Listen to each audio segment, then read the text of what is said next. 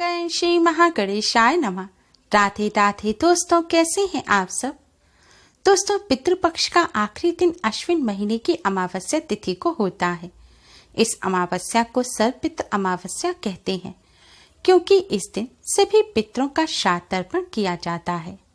जिन पितरों की श्राद्ध तिथि मालूम ना हो या फिर जिनका श्राद्ध पितृपक्ष के दौरान आप करना भूल गए हो, उन सभी पितरों का श्राद्ध तर्पण आप सर्वपितृ अमावस्या पर कर सकते हैं। सर्वपितृ अमावस्या पर भूले बिसरे ज्ञात अज्ञात सभी पितरों का श्राद्ध तर्पण किया जाता है। ऐसा करने से पितरों की आत्मा को शांति मिलती है और पितरों का आशीर्वाद प्राप्त होता है। दोस्तों, इस बार सर्वपितृ अमावस्या पर गज छाया योग बन रहा है। इससे पहले यह योग 11 साल पहले 2010 में बना था। 6 अक्टूबर को इस बार सर्वपितृ अमावस्या है और इसी दिन सूर्य और चंद्रमा दोनों ही सूर्योदय से लेकर शाम 4:34 तक हस्त नक्षत्र में होंगे। यह स्थिति गज छाया योग बनाती है। धर्मशास्त्रों के मुताबिक इस योग में श्राद्ध करने से पितृ प्रसन्न होते हैं और कर्ज से मुक्ति मिलती है। साथ ही घर में सुख समृद्धि भी आती है। श्राद्ध के लिए बेहद शुभ माने गए गज छाया योग में पितरों के लिए श्राद्ध करें और घी मिली हुई खीर का दान करें। ऐसा करने से पितृ कम से कम 12 सालों के लिए तृप्त हो जाते हैं। इसके अलावा इस समय में जरूरतमंदों और ब्राह्मणों को भोजन कराकर अन्न वस्त्र का दान भी अपने पितरों के निमित्त अवश्य ही करना चाहिए। मान्यताओं के अनुसार सर्वपितृ अमावस्या और गज छाया योग के इस शुभ संयोग में पितरों की आत्मा की शांति के लिए, पितरों को प्रसन्न करने के लिए जो उपाय, दान या पूजन किया जाता है, उसका कई गुना अधिक पुण्य फल प्राप्त होता है। आज की इस वीडियो में हम आपको सर्वपितृ अमावस्या और गज छाया योग के इस शुभ संयोग में पितरों की कृपा प्राप्त करने का एक बहुत ही आसान और असरकारक उपाय बताने जा रहे हैं। इस उपाय को करने से निश्चय ही आपको पितृदोष से मुक्ति मिल जाएगी। साथ ही आपके कितने भी बड़े शत्रु हों, वह भी सब शांत हो जाएंगे। यह उपाय न केवल आपको पितृदोष और शत्रुओं से छुटकारा दिलाएगा, साथ ही शनि दोष और कालसर्प दोष से भी राहत मिलेगी और सभी प्रकार के संकट दूर हो जाएंगे। पितृदोष पितृ आशीर्वाद में बदल जाएगा। दोस्तों, इस उपाय को सही प्रकार से करने के लिए आप हमारी इस वीडियो को एंड तक अवश्य ही देखें। अगर आपने हमारे चैनल को अभी तक सब्सक्राइब नहीं किया है तो जल्दी से हमारे चैनल को सब्सक्राइब कर लें और बेल आइकन को हिट अवश्य ही करें, जिससे हमारी सभी नई वीडियोस की नोटिफिकेशन आपको फ्री में सबसे पहले मिल पाए। तो आइए दोस्तों, जानते हैं इस उपाय के बारे में। उपाय करने के लिए स्नान करके स्वच्छ वस्त्र धारण करें। इसके बाद आप अपने रसोई घर की सफाई करें। फिर आप स्वच्छ जल से आटा मढ़ें। आटा आपको बिना नमक मिर्च का मढ़ना है। बिल्कुल आपको प्लेन आटा मढ़ना है। आटा मढ़ने के बाद आप सबसे पहले रोटियां बनाएं। दोस्तों, हमेशा भोजन बनाते समय पहली रोटी गौ माता के लिए बनानी चाहिए। गौ माता के लिए रोटी बनाने के बाद ही आप परिवार के सभी सदस्यों के लिए रोटी बनाएं। जब परिवार के सभी सदस्यों की रोटी बन जाए, तब अंत में आप मोटी लोई लें। मोटी लोई का मतलब है कि सारे परिवार के सदस्यों की रोटी बनाने के लिए आप जितनी बड़ी लोई लेते हैं, यानी कि जितना आटा लेते हैं उससे थोड़ा ज्यादा आटा आपको अंत की रोटी बनाने के लिए लेना है। आटा लेने के बाद आप आटे में थोड़ी सी शक्कर रखें। जैसे पराठे, आलू के पराठे या कचौरी बनाते समय फिलिंग भरी जाती है, उसी तरह आपको आटे में 1 चम्मच शक्कर रखनी है और फिर इसकी रोटी बेलकर एक मोटी रोटी सेकनी है। जब ये मीठी रोटी तैयार हो जाए, तब आप इस रोटी को एक प्लेट में रख लें और इस रोटी के ऊपर आप सरसों का तेल लगा दें।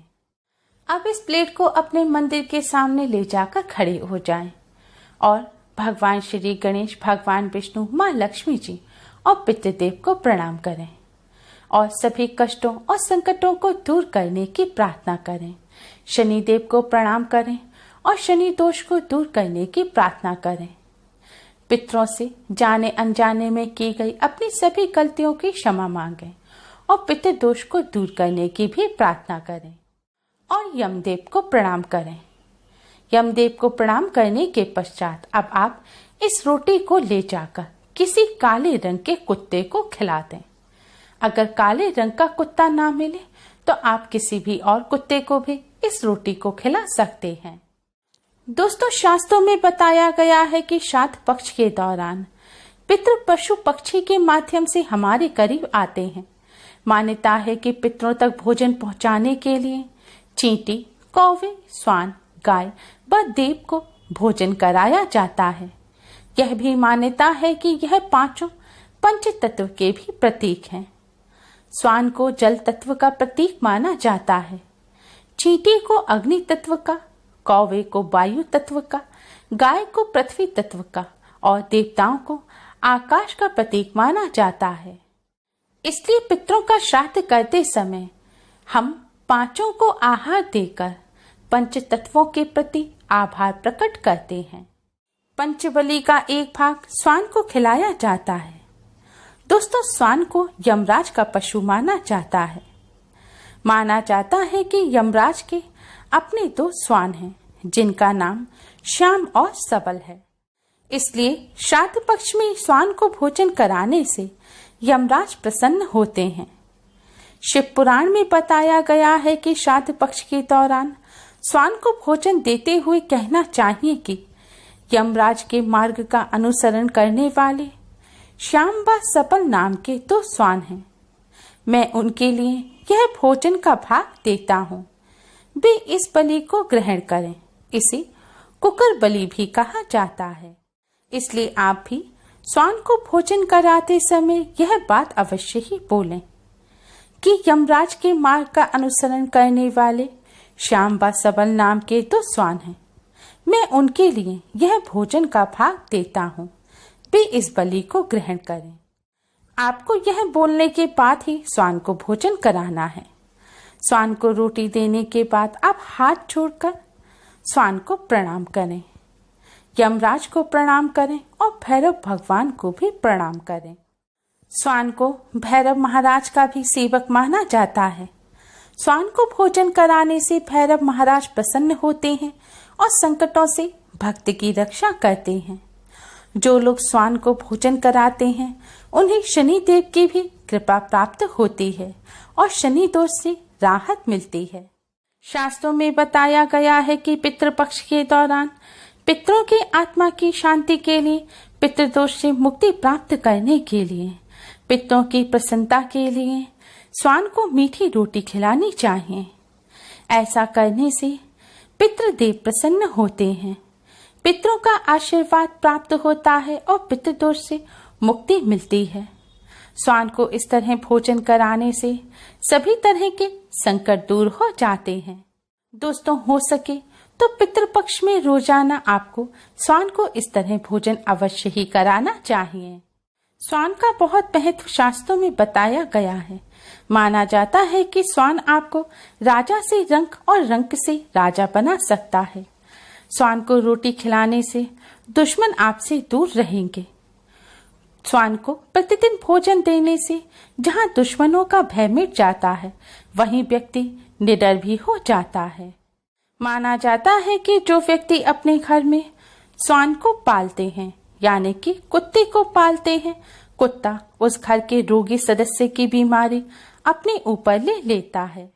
दोस्तों, स्वान को भोजन कराते समय इस बात का विशेष ध्यान रखें, हो सके तो पितृपक्ष में दोपहर के समय, यानी कि दोपहर 12 बजे से 1 बजे के बीच में ही आप स्वान को भोजन कराएं, क्योंकि यह समय पितरों का समय होता है।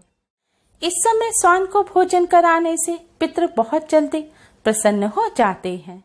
इस उपाय को करते समय आपको इस बात का भी विशेष ध्यान रखना चाहिए, आपको स्वान का कभी भी अनादर नहीं करना चाहिए।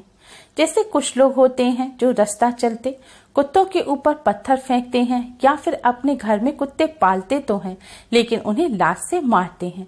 ऐसा भूलकर भी नहीं करना चाहिए। जो व्यक्ति ऐसा करता है उससे यमराज और भैरव महाराज नाराज हो जाते हैं। उम्मीद है आपको हमारी ये वीडियो पसंद आई होगी। प्लीज लाइक करें। हमारी इस वीडियो को अपने फ्रेंड्स और रिश्तेदारों में ज्यादा से ज्यादा शेयर करें, जिससे वह भी इसका लाभ उठा सकें। हमारी और भी वीडियोस के लिए हमारे चैनल को सब्सक्राइब करना ना भूलें। Thanks for watching. Radhe Radhe.